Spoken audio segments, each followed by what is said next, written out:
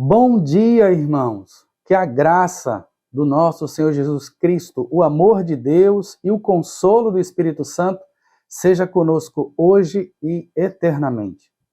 Desperta, ó tu que dormes, levanta-te dentre os mortos e Cristo te iluminará. Dando continuidade à nossa jornada de 30 dias de como salvar o seu casamento e para o louvor da glória de Deus, chegamos no 7º dia. Que maravilha! Quando apreciamos aquilo que o Senhor tem realizado por nós, ficamos alegres, pois a alegria do Senhor é a nossa força.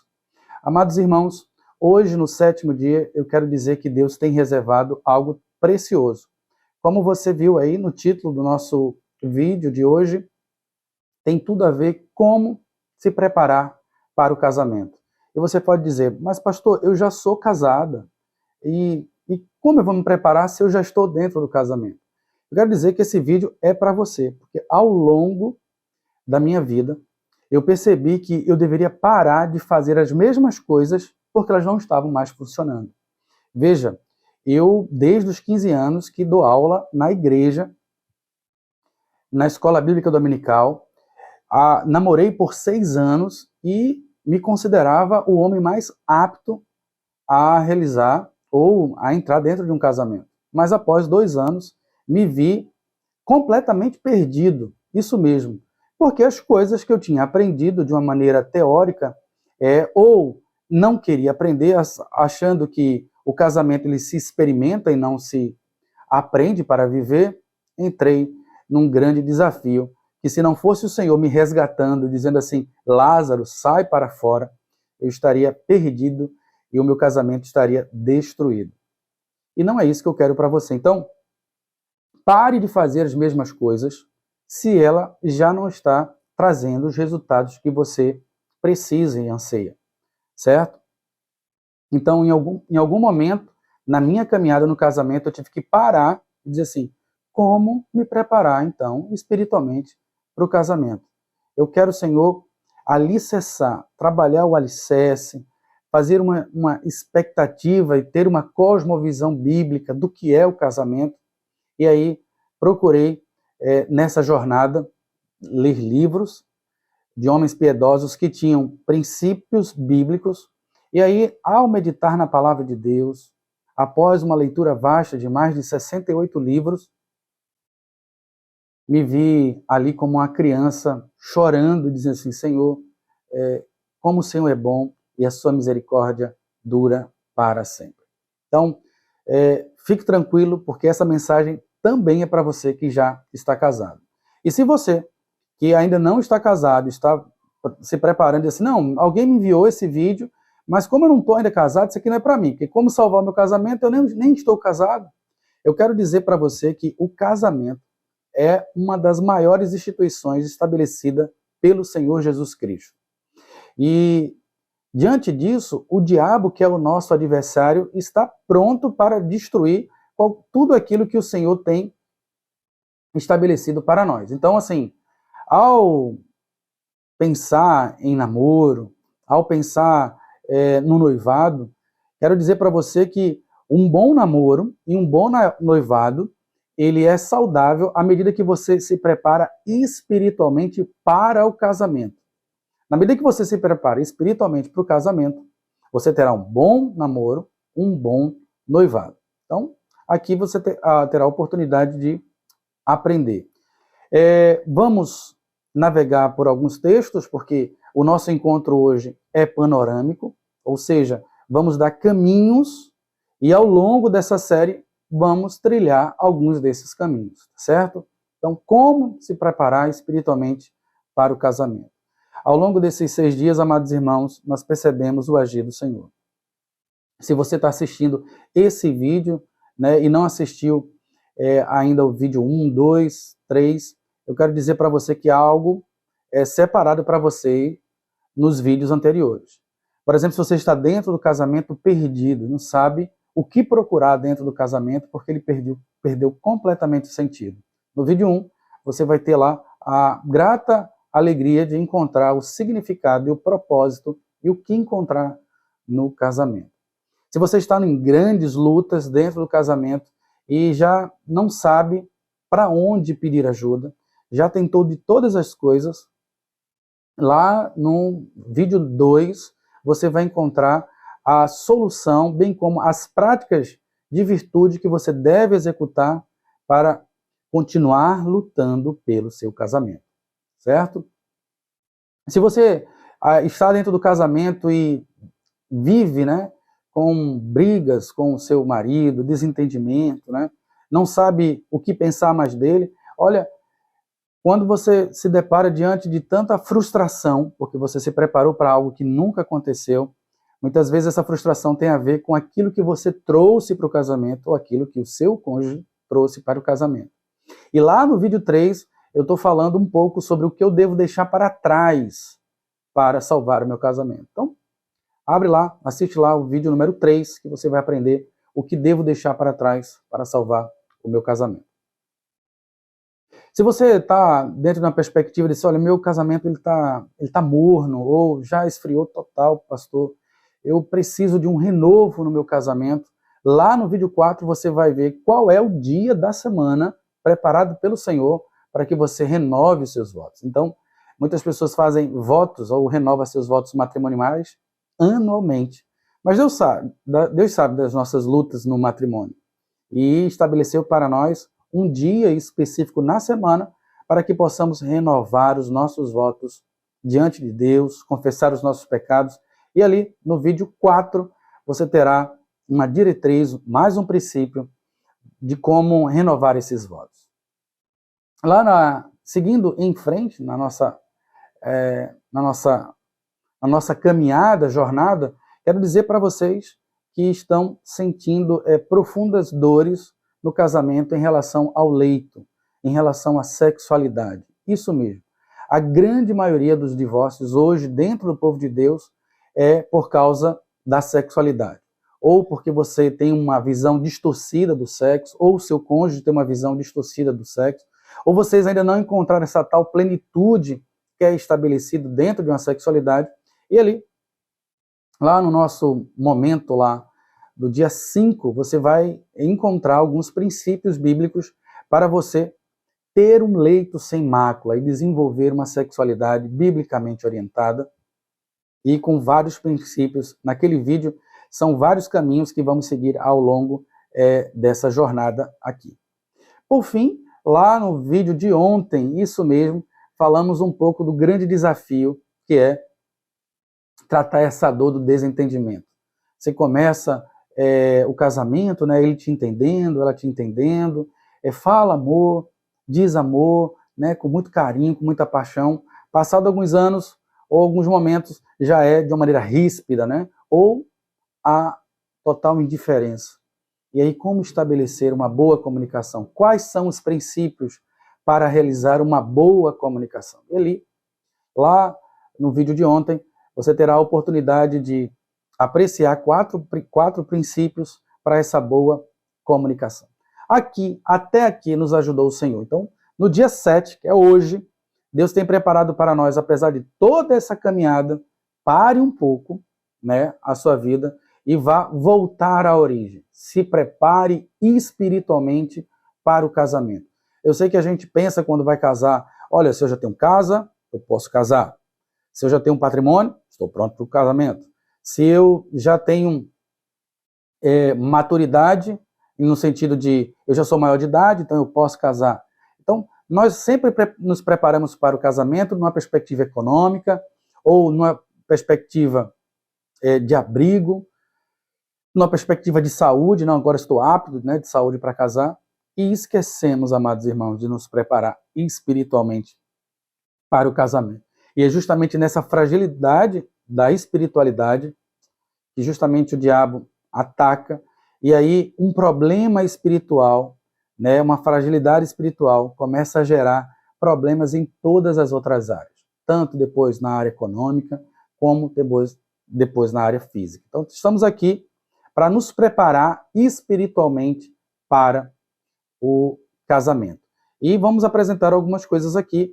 Vamos falar, primeiramente, como construir uma cosmovisão, né, para o casamento, uma cosmovisão bíblica reformada, o que é que eu preciso de alguns pressupostos para iniciar uma preparação para o casamento, bem como onde ancorar o meu gozo, onde ancorar a minha proteção, expectativa, a minha alegria no matrimônio, para que eu possa viver a plenitude de Deus. Porque Deus nos chamou para uma vida e vida com abundância.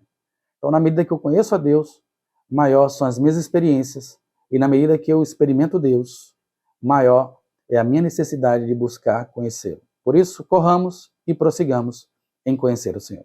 Vamos orar para dar início ao nosso estudo de hoje, dia 7, para o louvor da glória de Deus.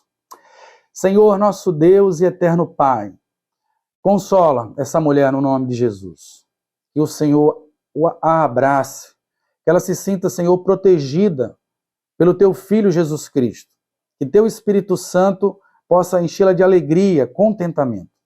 Senhor, contempla esse homem que está com o casamento destruído, que pensa no divórcio. Senhor, no nome de Jesus, esclarece essa mente que há solução, que o Senhor transforma e faz uma nova história de qualquer ponto de partida. Que o Senhor traz à existência o que não existe. Enfim, Senhor, rogo por aqueles que estão desejosos em casar, que o Senhor os encoraje com fé e que eles entendam que, antes de mais nada, qualquer passo é um passo em confiar no Senhor. E na medida que confiamos em Ti, possamos crescer em Ti para o louvor da Tua glória. Nos ajuda, ó Deus, nessa caminhada e nos ajuda especialmente hoje para que possamos clarear, bem como entender aquilo que o Senhor quer para nós. Tudo isso rogamos em nome do Pai, do Filho e do Espírito Santo. Amém. Amados irmãos, como se preparar espiritualmente para o casamento? Primeiro, construindo uma cosmovisão inicial. O que é uma cosmovisão? Cosmovisão é como você vê o mundo. Na verdade, a cosmovisão é como você nascesse, tivesse um problema, né, de astigmatismo ou miopia, estivesse vendo o mundo de uma maneira embaçada, e aí você acha que é aquilo, mas não é, e aí você pode ser até enganado pela sua própria imaginação. Quantos de nós, ao passar em algum lugar escuro, pensou, será que aquilo ali é um cachorro, né? Será que aquilo é um fantasma? Será que aquilo... Aí isso me faz recordar, por exemplo, uma vez tinha alguns urubus na pista, né, de decolagem de um aeroporto. E ouvindo a gravação, eu achei muito interessante.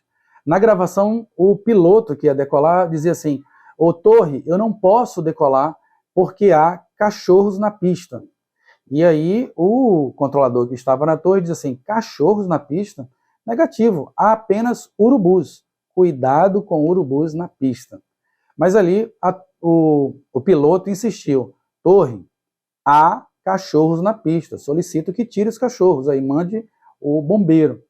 E aí a torre olhando, viu ali com o binóculo que não era o cachorro que ele falava, né? Não é, e disse assim, tá bom, vou mandar então o bombeiro lá para tirar os cachorros da pista. Agora, de uma maneira irônica, estava lá o controlador. Quando o carro de bombeiro chegou lá na pista, o que aconteceu? Os urubus voaram. E aí o controlador olha e fala pelo rádio para o piloto. O avião tal, né? O piloto tal, confirme onde estão os cachorros. E aí o piloto, muito cheio de si, achando que controla todas as coisas, diz assim, os cachorros voaram, senhor.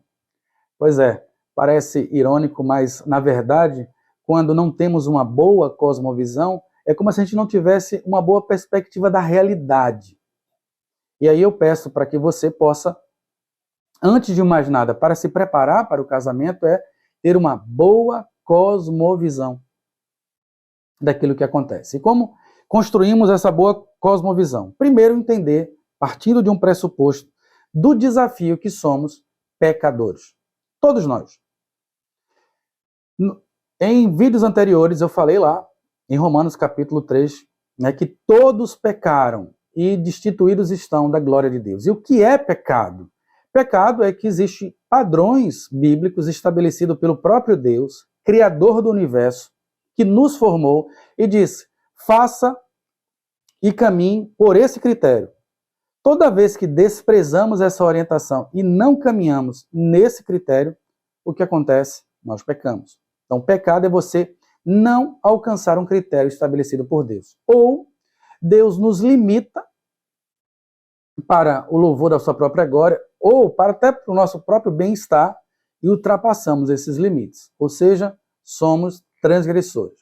A Bíblia diz que somos tanto pecadores como transgressores.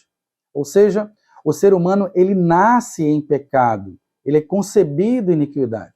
Não, dentro de uma perspectiva, de uma cosmovisão bíblica, né, principalmente de uma hermenêutica reformada, protestante, o homem ele não nasce neutro, ele nasce inclinado para as coisas da carne. E a gente chama sempre coisas da carne para esses desejos pecaminosos, como o egoísmo, né, como a falsidade, a mentira, a maledicência. E se você está duvidando de mim, se você tem filhos, coloque um único brinquedo no meio de duas crianças, uma com 3, uma com 4. Em pouco tempo você vai ver que elas são movidas pelo egoísmo, e se não tiver uma orientação de um adulto, só a graça de Deus, porque pode sair até muito puxão ali de cabelo por causa do brinquedo. Ou seja, é da nossa natureza sermos inclinados para o mal. E há algumas pessoas que dizem assim: mas pastor, eu sempre conheço uma pessoa boazinha, que nunca fez o mal a ninguém.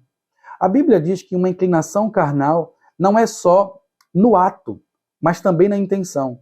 Então, se você procura educar os filhos apenas pelo benefício dele passarem um concurso, essa educação ela é já vista para o Senhor como ato maldoso, porque a sua intenção já é o próprio individualismo.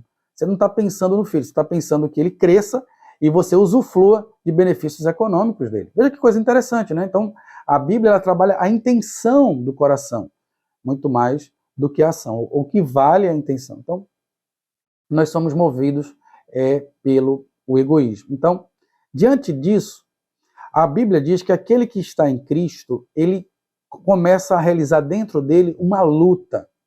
Veja o que diz lá em Gálatas capítulo 5, verso 17, né?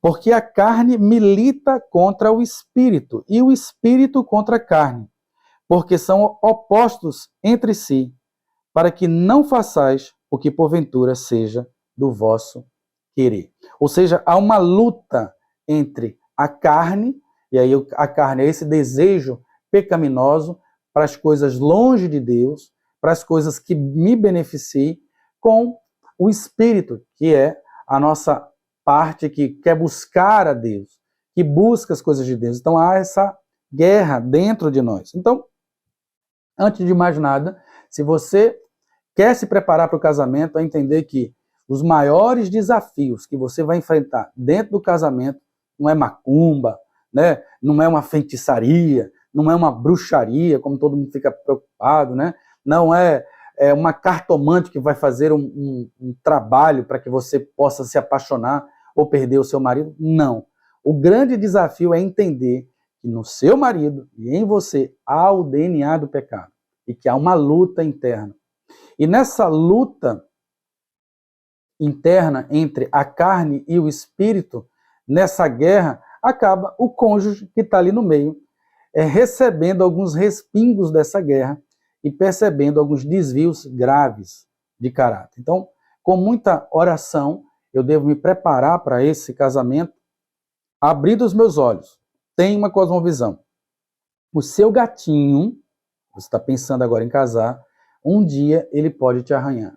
E quando eu falo te arranhar, eu digo assim, não, por quê? Não necessariamente arranhar fisicamente, mas arranhar profundamente seu coração e estraçalhar suas emoções. Você tem que estar então pronto para lidar com isso. Eu acho, e me vem uma ilustração muito interessante, é a maneira como muitos domadores, né, de leão, de felinos, lidam, né, com essa espécie.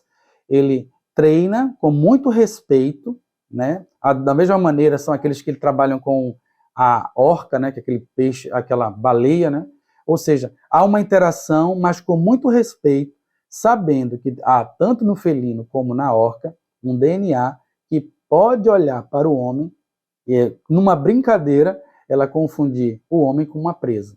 Então, assim, eu digo que, na verdade, o casamento é mergulhar com uma orca. Mas, pastor, o senhor está me fazendo medo? Não! Eu estou preparando você que é desafiador continuar casado ou projetar um casamento, para que você reconheça isso e busque ajuda, tá certo? E a primeira ajuda, e aí essa é a primeira e suficiente, é você reconhecer que precisa de Jesus Cristo. Por quê? Porque diante disso, de toda a preparação, devemos entender que se eu não reconheço que estou doente, não procurarei ajuda. E é bem interessante que tem um livro, né, que está muito bem vendido aí na Amazon. Não tô ganhando nada da Amazon ainda não, né? Mas o livro é fantástico, que fala da história do menino, da topeira, da raposa e do cavalo. E naquele filme de 30 minutos, é bem curtinho, né, baseado no livro, né, há algo muito interessante. Quando diz assim, qual foi a coisa mais corajosa que você já disse? Então, ele pergunta isso, o menino pergunta para o cavalo. E o cavalo fala, eu preciso de ajuda. Então, na verdade, a posição mais corajosa que uma pessoa pode ter é dizer assim, eu preciso de Cristo. Eu preciso de ajuda. Porque dizer que precisa de ajuda não é desistir, mas é dizer que eu estou no jogo, eu estou lutando. Então, a própria palavra de Deus, em Lucas, capítulo 5, verso 31 a 32, ele diz que os sãos, aqueles que se julgam saudáveis, eles não precisam de médicos, e sim os doentes. E a palavra diz, eu vim para os enfermos, e não vim para aqueles que se julgam justos. Então, veja que coisa interessante. Você está apto para receber uma ajuda do próprio Cristo na medida que você reconhece que está doente. Então, quando você reconhece que está doente, você começa o seu processo de cura. É como você vai ao médico. Se você quer estabelecer, né, a sua saúde, a primeira coisa que você precisa é de um bom diagnóstico. É ter a coragem de ir para o médico e dizer, não, eu quero saber o que tem. Porque quando eu souber, eu posso procurar o melhor tratamento. Então, uma cosmovisão bíblica começa para a preparação espiritual. A primeira coisa que você precisa é ter uma cosmovisão bíblica. E essa cosmovisão bíblica é construída por alguns fundamentos. Primeiro, reconhecer que sou pecador, ou seja, aquilo que a Bíblia estabelece eu não consigo alcançar só, e aquilo que ela me limita eu ultrapasso. E porque eu estou nessa situação doente e carente da glória de Deus e da sua graça, eu busco ajuda. Ajuda aqui? Nele, reconhecendo que preciso dele. E isso é uma atitude corajosa. Dentro dessa perspectiva, por reconhecermos que precisamos de ajuda, peço que você acesse sua Bíblia aí, Romanos, capítulo 7. Isso mesmo. Romanos, capítulo 7, do verso 18 a o 20.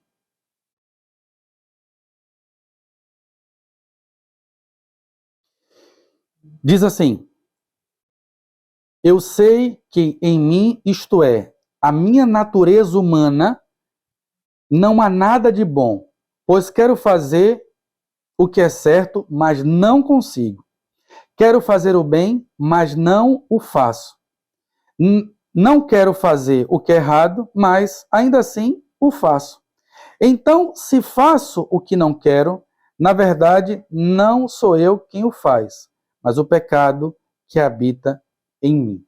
Aqui mostra a luta que o próprio apóstolo diz que ele quer fazer o bem, mas na verdade é uma luta dentro dele e ele vive dentro desse dilema. E aí ele reconhece: o pecado habita em mim. Eu tenho algo que é terrível e que precisa constantemente da graça de Deus para que eu possa ter um espírito renovado, para que eu possa conter essa natureza pecaminosa. Que a gente percebeu ali que é justamente as inclinações da carne. Então, há alguns jargões, vocabulários já que se você não é familiarizado dentro de uma igreja, quando a gente vai falar sempre de carne, porque a minha carne, se fala da natureza humana. E dentro de uma perspectiva reformada, a natureza humana ela é inclinada para o mal. Muitas vezes você não percebe na ação, mas com certeza a sua intenção, apesar de uma ação bondosa, a intenção visa o engrandecimento específico da pessoa e não visa glorificar a Deus. Ou seja, qualquer ato de bondade que não tem o seu fim último e primário, o louvor de Deus, ele é considerado como trapo de imundícia.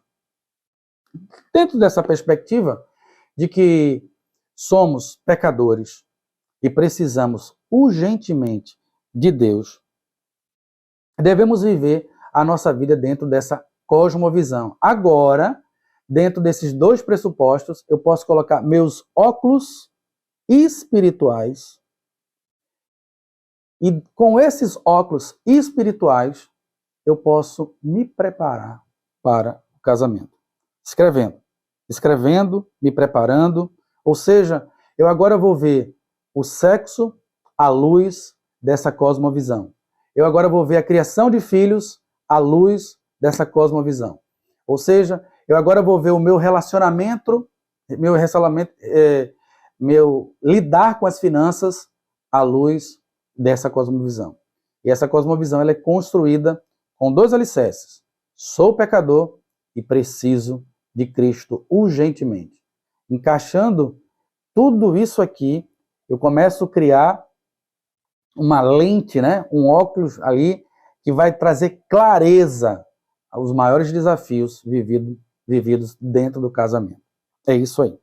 Quando você tem essa visão clara de quem você é sem Deus, do que você leva como natureza pecaminosa, e quem é Deus, e na medida que ele te dá graça e se revela no seu Filho Jesus Cristo, você vai criando uma espiritualidade. O que é espiritualidade? Espiritualidade é nada mais, nada menos do que como eu me comporto tendo o meu entendimento sobre o que é Deus para mim. Então, o que é Deus para mim vai fazer com que eu caminhe numa espiritualidade. Isso, veja, espiritualidade não é algo exclusivo de uma fé cristã, não. Tudo aquilo que eu tenho como fé no metafísico, no sobrenatural, ou até deposito uma crença, né, numa perspectiva humanista, mas aquilo é que me salva, é aquilo que me orienta, né, é aquilo que me deixa de legado, é a sua espiritualidade. Ou seja, a cosmovisão do mundo, ela nos leva para uma espiritualidade, como eu vejo Deus. Então, para muitas pessoas, o Deus dele é ele mesmo. E aí a gente vai ver algumas religiões, e em países que tem essa religião, que o próprio Deus é ele mesmo, na medida que ele cresce intelectualmente, o Deus cresce dentro dele, você vai ver vários países que têm um nível educacional altíssimo. Mas não é porque, olha lá, investem tantos por cento do PIB em educação. Não. Eles têm uma espiritualidade que acreditam que o Deus que eles adoram estão dentro deles, na medida que eles crescem intelectualmente, vão responder melhor à sua espiritualidade. Outros, né, acreditam que impondo a violência, né, cortando, né, e fazendo violência, aí eu não vou citar para não ser mal interpretado até no YouTube aqui, ele vai estar agradando a Deus e caminha a sua vida com essa espiritualidade. Mas nós, que somos cristãos e acreditamos que Jesus Cristo, ele morreu na cruz para nos salvar, ou seja, nós tínhamos um dilema, um problema gravíssimo, né? Todos nós pecamos e estávamos distantes da glória de Deus. Nós não procurávamos a Deus, buscávamos nossos próprios interesses, éramos filhos da ira, fazíamos aquilo que bem entendíamos e aquilo bem que fizesse bem para mim, não se lixava para o próximo, nem tampouco para um ser que fez todas as coisas e nem queríamos prestar conta. Esse era nós. E aí, amados irmãos, o problema era tão grande que só o próprio Deus dando o seu Filho, que é Deus, para solucionar. Veja o tamanho da nossa afronta. E a nossa afronta, ela é grande não só pelo ato em si, mas por quem afronta. Como um exemplo disso, se alguém agride, né, um outro adulto em socos, né, ele pode ser acusado de agressão e receber um processo e mais. Mas se aquele mesmo soco for dado em uma criança, em um recém-nascido, é agravado. Por quê? Não é só pelo ato da violência, mas para quem recebe aquela violência. E aí é agravado. Do mesmo jeito em relação a nós. A nossa vida de rebelião, né, a nossa vida de impureza, era contra aquele que é justo. A nossa vida de desobediência é contra aquele que é unicamente reto. A nossa vida de impureza era contra aquele que é unicamente santo em toda a sua essência e expressão. Então, por isso, o nosso pecado é algo gravíssimo que só pode ser respondido por um ser todo-poderoso e redentivo que morreu por nós, Jesus Cristo.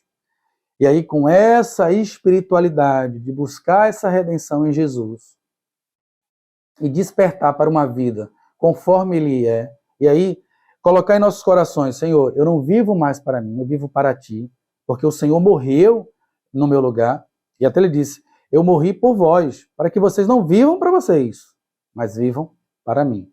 Veja que essa caminhada agora, essa batida, que chamamos de espiritualidade dentro de uma cosmovisão cristã.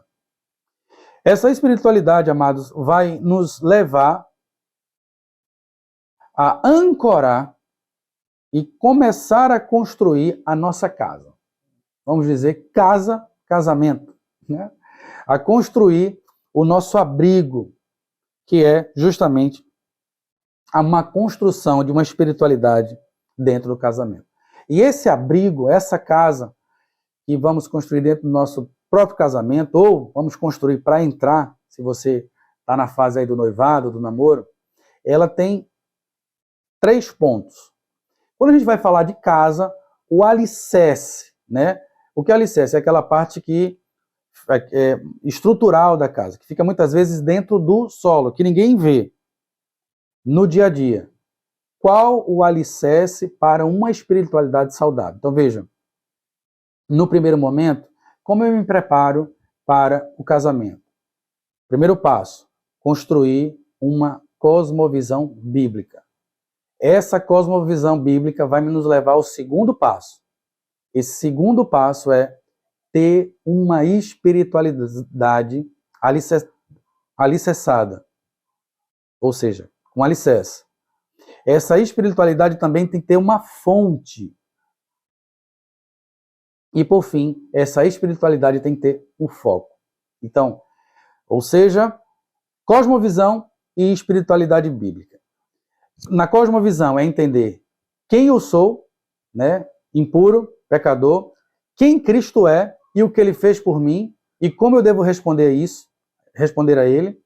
E isso me leva para uma espiritualidade para encarar, e aí armado, no sentido de pronto para a guerra, o casamento. Pronto para consolar, pronto para defender meus filhos e minha esposa, pronto para compreender o meu marido e auxiliá-lo, e como família viver as maravilhas de Deus. Alicerce. Qual é esse alicerce?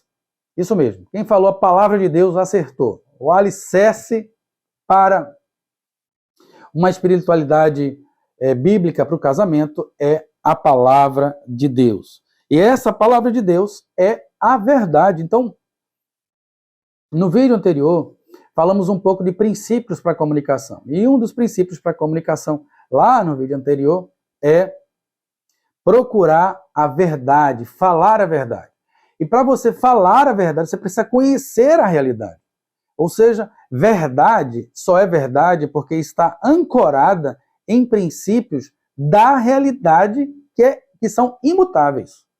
Quando o pessoal diz assim, não, toda verdade é relativa. Ela é relativa lá na casa de Moabe, os moabitas, né? Que ora pensa uma coisa, pensa outra. Mas para as coisas de Deus, elas são imutáveis. Ou seja, a sua palavra tem o início e não tem fim. O que ele falou é eterno. Nessa perspectiva, O próprio Jesus Cristo é a materialização da verdade. Os grandes líderes políticos, os grandes líderes de outras religiões, eles sempre estavam procurando a verdade. Eles estavam, quem sabe eu encontrei, né? Eu ainda estou meditando para ver se encontro. Mas só Jesus Cristo disse, eu sou a verdade. Não é uma verdade, nem um caminho, como se tivesse outras possibilidades. Ele traz para si o único caminho e a única verdade. Então, na medida que eu conheço a Deus, eu conheço a verdade. E a verdade é Jesus Cristo. E essa verdade, que é a voz de Deus para o homem, como vemos lá em João, capítulo 1, que a voz de Deus estava com Deus. E essa voz se fez carne, habitou entre nós e vimos a glória de Deus. Pois em Jesus estão escondidos todos os tesouros de Deus, pois ele é a plenitude de Deus revelada ao homem. Que coisa maravilhosa, hein? Que alicerce nós temos, né? Muitas pessoas estão aí sofrendo no casamento, porque não tem esse alicerce. Elas estavam vivendo baseado em experiências, não porque havia alguma experiência boa na casa dos pais, e quando casou, em pouco tempo percebeu que aquele marido não respondia como ela imaginava.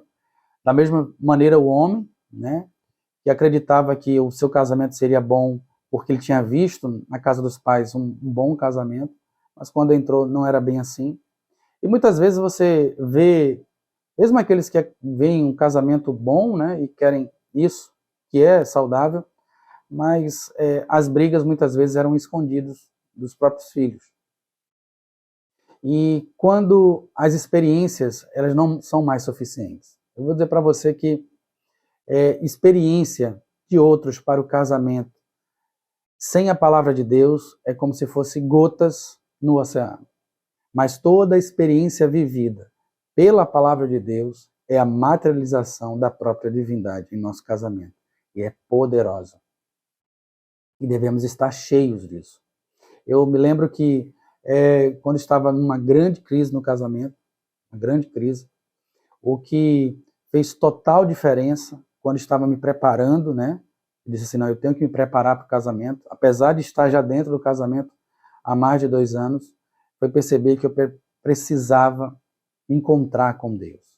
Eu precisava ler a sua palavra, não apenas para ler e ter conhecimento num debate, como eu fazia como jovem. Muitas vezes a gente lê a Bíblia por vaidade, para mostrar que tem conhecimento, tem uma retórica, né? Que tem uma perspectiva lógica de pensamento, mas não visa um relacionamento com Deus, não visa uma transformação, não visa uma espiritualidade, de intimidade com Deus. Na medida que eu fui me encontrando com o Senhor, irmãos, foi transformador. Foi transformador. Quero dizer para você que eu comecei a construir aquele alicerce e perceber, agora sim, eu estou numa rocha. E essa rocha é Cristo. E ela não muda. Que coisa e que consolo. Essa palavra, ela ressignifica o casamento. Essa palavra, ela reorienta como eu devo me posicionar no casamento. Esse alicerce, tem vezes que você está com aquela parede torta, e o que é que diz que a parede muitas vezes está torta ou está em desacordo com o projeto?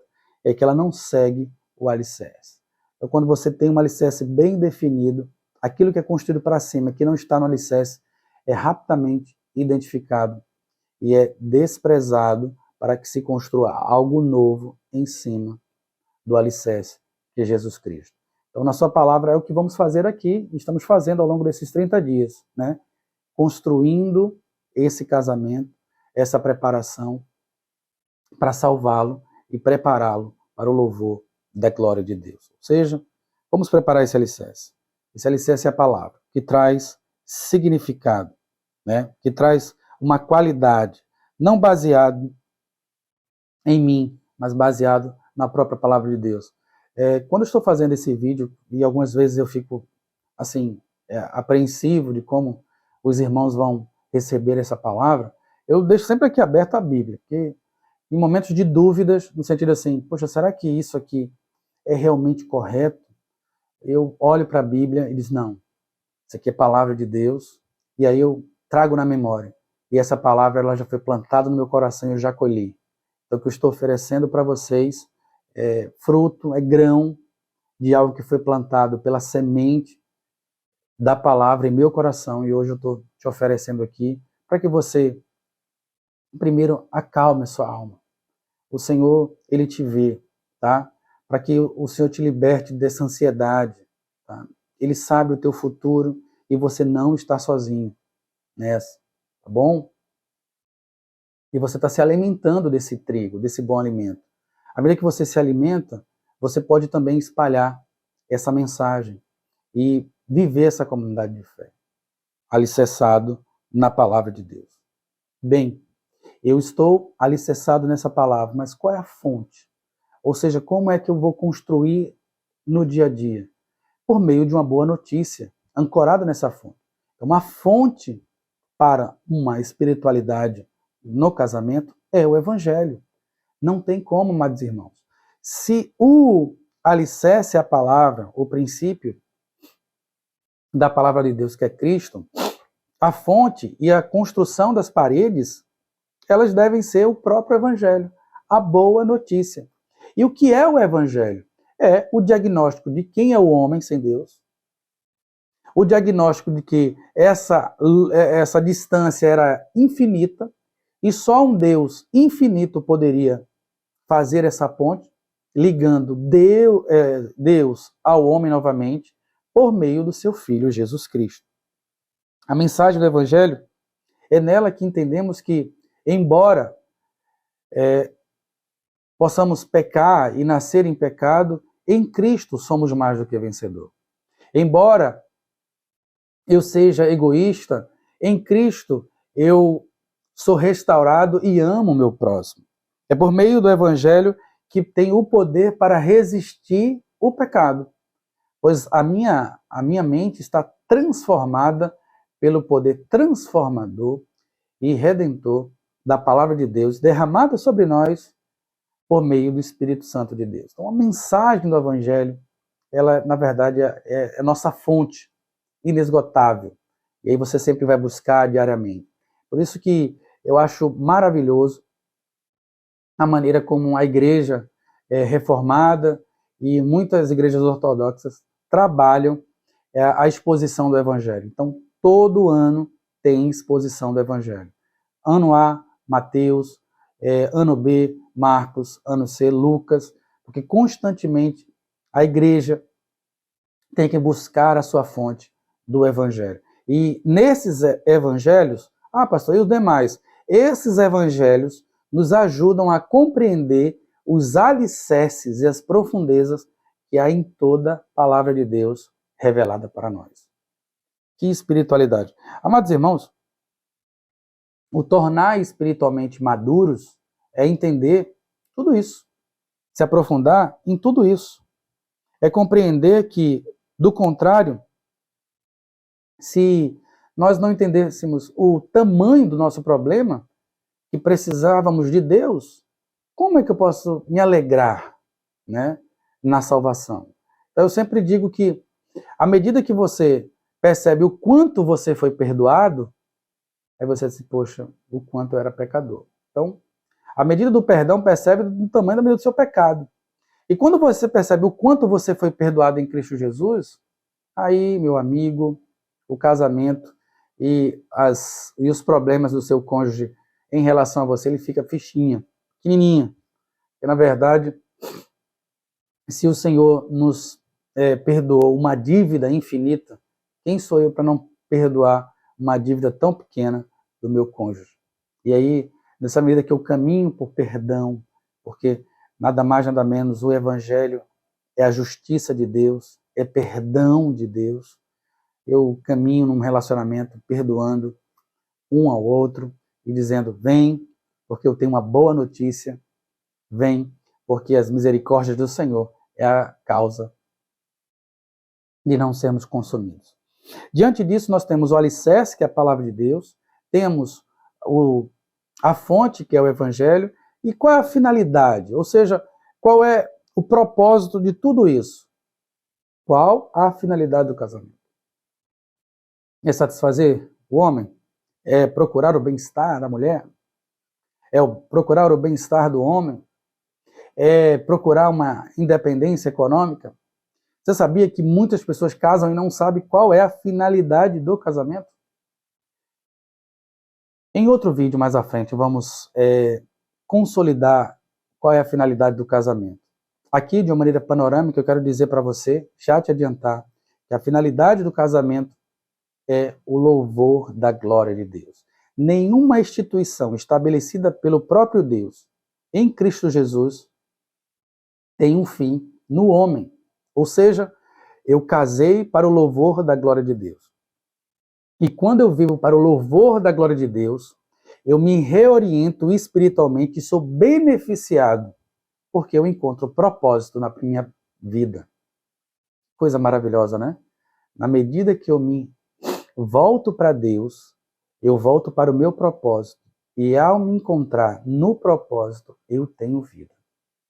E vida em abundância. Que alegria, viu, irmão?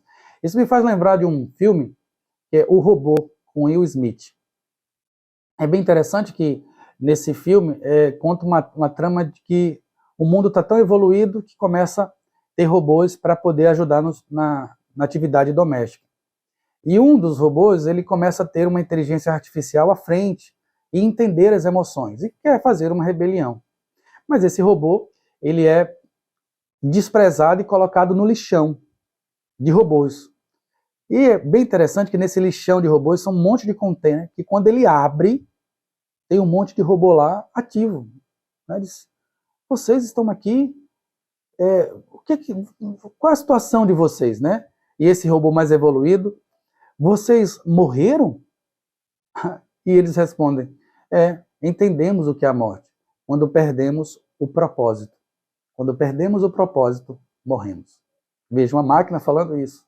E ali eu já peguei e disse, olha aí, quando entramos num casamento e não entendemos o propósito, esse casamento já nasce ali com, eu digo, com prazo de validade. Mas agindo Deus, quem impedirá? É Ele que renova todas as coisas. É por isso que estamos aqui, realinhando a nossa vida, construindo o alicerce, sugando da fonte do Evangelho para nos canalizar para o verdadeiro propósito, trazendo ressignificação para a nossa vida, sabendo, eu sei de onde vim, quem eu sou e para onde vou, e estou apto para viver para o louvor da glória de Deus. Amém? Amém. Ainda bem que eu escutei um amém aí, né? Amados irmãos, como é bom estarmos aqui louvando a Deus. Ou seja, o fim último do homem é o louvor da glória de Deus, e o casamento não poderia estar fora disso. Então, como me preparo para o casamento? Como me preparar espiritualmente para o casamento? Então, independente de qual posição você está na timeline, né, do relacionamento, se é antes do casamento, no meio do casamento, ou achando que está no fim, quero dizer que o Senhor, a alegria do milagre, né? Quando cessa o vinho, Deus restaura e é um vinho muito melhor. Eu quero dizer, independente de onde você está nessa timeline, o Senhor, Ele é capaz de resgatar o seu casamento. E aí, Ele é tão maravilhoso que Ele dá na medida que você busca. Ele dá na medida que você se dedica ao Senhor. Por isso estamos aqui com a camisa azul, lembrando os irmãos que a nossa jornada é com suor, lágrimas e desfrute da glória de Deus. Então, estamos desfrutando dessas maravilhas que é a sua palavra, e isso requer de nós um posicionamento. Eu vou acordar e vou me preparar para viver completamente e espiritualmente para o meu matrimônio. E esse matrimônio será para o louvor da glória de Deus. Porque eu tenho uma cosmovisão bíblica ancorada na voz de Deus que me leva para uma espiritualidade que é alicerçada na palavra de Deus, que a fonte é o Evangelho, com o propósito de viver para o louvor da sua glória. E sou beneficiado por isso, porque eu volto para a minha essência. Eu sou de Deus e só tenho uma alegria quando estou nele. Por isso, amados irmãos, que Deus nos abençoe. guarde os nossos pensamentos e nos impulsione, no nome de Jesus, para viver uma realidade para o seu louvor e dizer para o mentiroso do diabo, aqui não, nós somos preparados para vencer, no louvor da glória de Deus, que possamos estar fortes e corajosos espiritualmente para dizer não para a nossa própria natureza e dessa maneira dizer, ninguém vive só para si, ninguém morre só para si. Se vivemos, para o Senhor vivemos. Se morremos, para o Senhor morremos. Quer vivamos ou morramos, somos do Senhor. Que Deus nos abençoe, que possa guiar a sua vida hoje e eternamente. E se você puder nos ajudar se inscrevendo aí, fazendo sua inscrição no canal, compartilha, tá, esse vídeo. As plataformas, elas fazem algumas restrições com palavras assim bíblicas, quando a gente fala muito da Bíblia, a gente tem até uma restrição disso. Você sabe que o mundo, né, ele nos odeia, então eu dependo completamente do Senhor para usar a sua vida, para que você compartilhe esse vídeo nos grupos de WhatsApp da família, do trabalho, e assim a gente disseminar o amor de Deus. Desperta o tu que dormes, vai lá, se prepara, olha para o teu marido, olha para ele como alguém que precisa de amor, olha para tua esposa, dá aquele abraço. Não existe guerra perdida quando do nosso lado quem luta é o Senhor, o Deus Todo-Poderoso. Vamos orar e terminar esse momento. Senhor, nosso Deus e Pai, queremos te agradecer, ó Deus, por essas verdades. Queremos agradecer porque estamos dispostos a ter clareza e ter uma cosmovisão bíblica. Então, procurar nos conhecer, conhecer a Deus, alicerçar o nosso casamento em Ti, como fonte inesgotável do Teu Evangelho, e entendermos que eu e a minha casa serviremos ao Senhor para o louvor da Tua glória. Em nome do Pai, do Filho e do Espírito Santo. Amém.